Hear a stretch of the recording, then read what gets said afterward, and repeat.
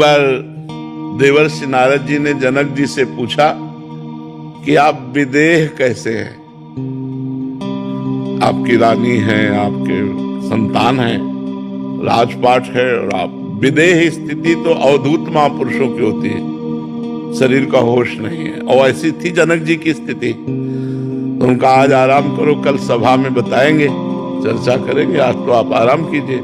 खवाया पियाया और महल में, अपने महल में सुलाया, और जब रात्रि हुई तो रानी से कहा सो जाओ जा करके देवर्षि नारद जी के साथ। तो आज्ञा का पालन हुआ, तो गए। जब उन्होंने देखा कोई स्त्री आके सो, तो वो खसके दीवाल की तरफ, और खसके।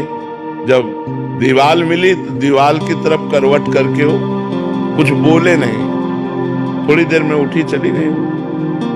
सुबह नारद जी गए और जनक जी से कहा कौन स्त्री को भेजा, क्योंकि आपके महल में आपकी आज्ञा के बिना स्त्री नहीं जाएगी। तो क्या हुआ महाराज? बोले मैं देखा कि स्त्री है तो खसक गए। फिर क्या हुआ? वो भी खसकी हमारी तरफ। फिर क्या हुआ? बोले दीवाल मिल गई तो दीवाल की तरफ मुंह करके लेट गए। बोले फिर मुझे शांति मिली। तो बोले स्त्री को दीवाल क्यों नहीं समझ लिया? दीवाल को दीवाल समझ लिया और स्त्री को स्त्री समझ लिया। यही गलती है, और मेरे में दीवाल और स्त्री में कोई फर्क नहीं। विदेहराज जनक जी, सुखदेव जी के गुरु जी।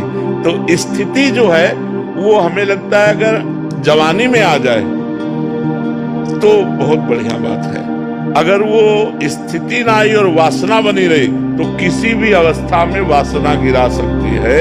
तो वासना का नाश किए बिना उपासना परिपक्व नहीं होती।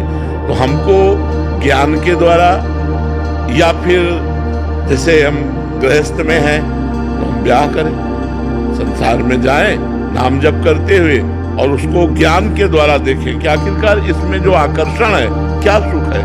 और जब आपको पता चला कोई सुख नहीं, तो गृहस्थ में रहते हुए भजन करके पापाचरण न करते हुए भगवान को प्राप्त हो गए। तो इसीलिए दो मार्ग बने। एक मार्ग में ज्ञान हुआ कि ये सब नाशवान संसार मुझे नहीं चाहिए, तो चलो विरक्त मार्ग। और एक में आकर्षण है, मिठास लग रहा संसार में, तो चलो गृहस्थ मार्ग। लेकिन दोनों को भगवत प्राप्ति के लिए ही मनुष्य शरीर मिला है। यद्यपि भोग से शांति प्राप्त नहीं होती, पर वो भगत है, वो विवेकवान है, तो वो वैराग्य धारण करके आगे निकल जाएगा। जो गृहस्थी के भोगों को देखा फिर घृणा हो गई कि यार हम तो जो समझते थे वो है ही नहीं यहाँ, तो वो भजन में और लगा और निकल गया। और जो ज्ञान के द्वारा वैराग्य धारण करके एकांत सेवन करते हुए विरक्त भाव से भजन करके निकल गया, वो निकल गया। पर निकलना है पूरे जीवन।